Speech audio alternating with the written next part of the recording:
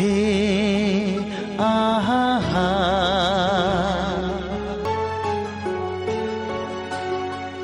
आंखों में सूरत तेरी, लब पे तेरा नाम है,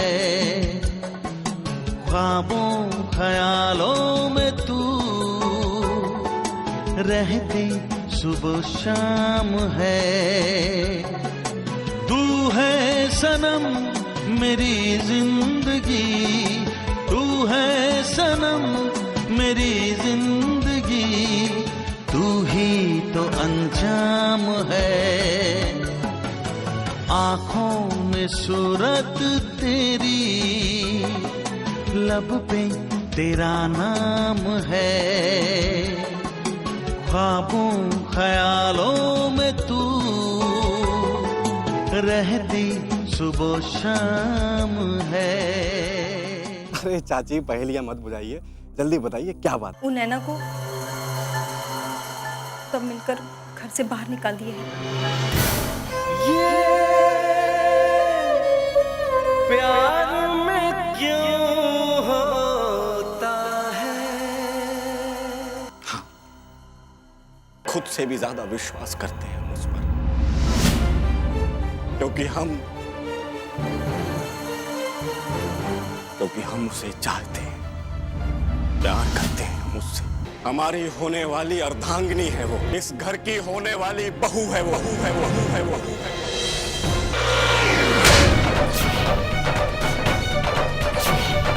कुछ आपके दिमाग में आ रहा है? हम समझ रहे हैं बाबूजी, और हम देख रहे हैं कि आप लोगों को उसकी गरीबी दिख रही है, उसकी हैसियत दिख रही है, उसका वो गुण नहीं दिख रहा है जिसकी बराबरी आपकी ये झूठी शान कभी नहीं कर सकती। शान को तो आप कीमत देकर खरीद सकते हैं बाबूजी, पर नैना की अच्छाइयों को दुनिया की सारी दौलत देने के बाद भी नहीं खरीदा जा सकता। याद रखिएगा इसे। पुनीत, पागल हो गया क्या तू? कुछ भी बका जा रहा है। वो तुम्हारे पिता हैं, तो अपने पिता से ऐसे बात करता है? तुम्हारी आंखों में उसके प्यार का पर्दा पड़ गया है। नहीं चाचा जी, हमारी आंखों में पर्दा नहीं पड़ा है, बल्कि पड़ा हुआ पर्दा हट गया है। पुनीत, तुम अपनी हद लगा गए हो। शर्म आती है हमें, शर्म आती है हमें अपने आप के इस परिवार का सदस्य कहते हुए। अफसोस हो रहा है हमें अपने इस परिवार में जन्म लेने पर। बस पुनीत, हमरी कोप पर लालचन मत लगाइए। अरे हमरी कोप ने तो एक हीरे को जन्म दिया था।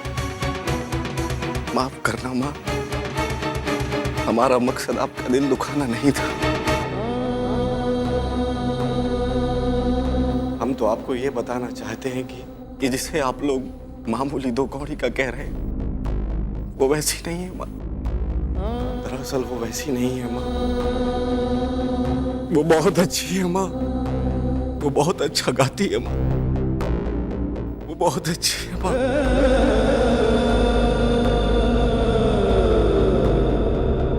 और माँ, हमने भावावेश में आकर कोई फैसला नहीं लिया है, बहुत ही सोच समझ कर हमने ये फैसला लिया है। क्या आपको भी माँ अपने बेटे पर विश्वास नहीं है? इसका मतलब ये नहीं है पुनीत कि हम एक नौकरानी को अपने इस घर की बहू बना ले। ऐसा नहीं होगा, सुना तूने? ऐसा नहीं होगा। भूल जाइए आप वो लड़की को।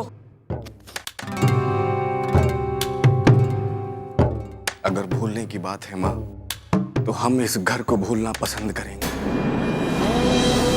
हाँ माँ, हाँ। दो गौड़ी के नैनों के लिए? नैना के बारे में एक शब्द ही मत कहना।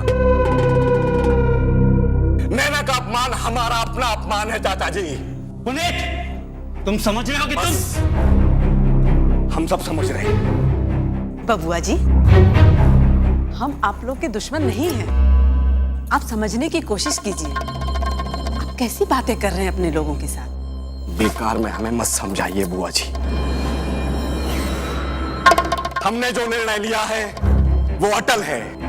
हम आज अभी इसी वक्त ये घर छोड़कर जा रहे हैं।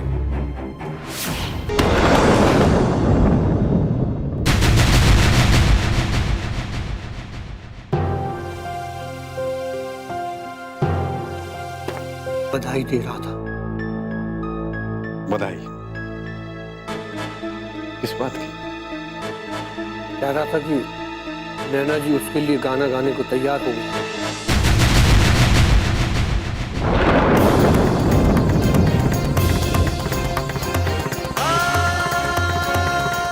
बस राज बाबू बस,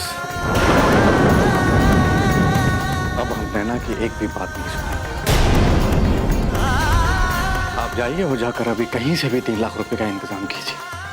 हम अभी जाकर उसको 3 लाख रुपए देंगे, लेकिन नैना गाना नहीं गाएगी, किसी भी कीमत पर नैना गाना नहीं गाएगी। ये हमारा आखिरी फैसला है।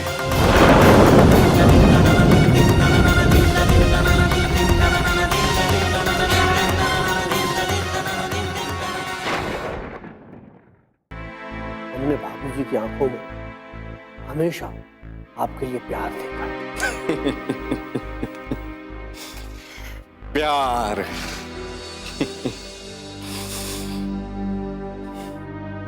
खूब मजाक करते हैं आप भी राज बाबू। चलिए आपकी ही बात मान लेते हैं कि कोई वजह रही होगी इतने बड़े फैसले की, मगर ऐसी कौन सी वजह थी जो वो अपने पति को नहीं बता सकती थी?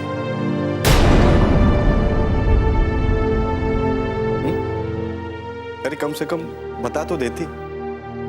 ऐसा तो नहीं था कि हम उसकी बात सुनते नहीं या मानते नहीं, या फिर उसको हम खा जाते।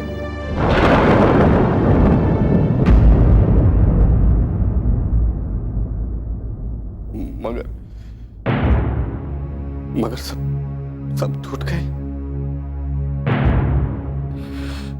और अब वही दिल हमसे बार बार सवाल करता है कि वो तुम्हारी कौन थी जिसने तुम्हारी इज्जत का जरा सा भी ख्याल नहीं किया। पलकों की डोली में बिठा कर लेवाने गए थे उसको, उसने आने से मना कर दिया राज बाबू, मना कर दिया।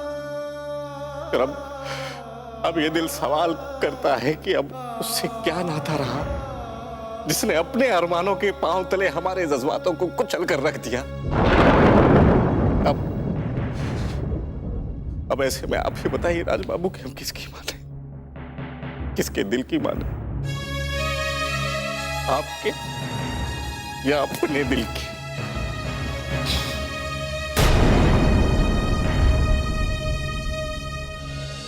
सौ बातों की एक बात राज बाबू कि हम नैना के पति हैं। अगर उसे हमसे जरा सा भी प्यार होता ना तो हमारी मर्जी के खिलाफ नहीं गाती। और ये बात तो आप समझ ही सकते हैं। भैया जी, हो सकता है कि नैना जी के बस नैना की तरफदारी में एक शब्द और भी मत कहना। और हम चाहेंगे कि आगे से आप हमारे सामने नैना का नाम तक ना लें।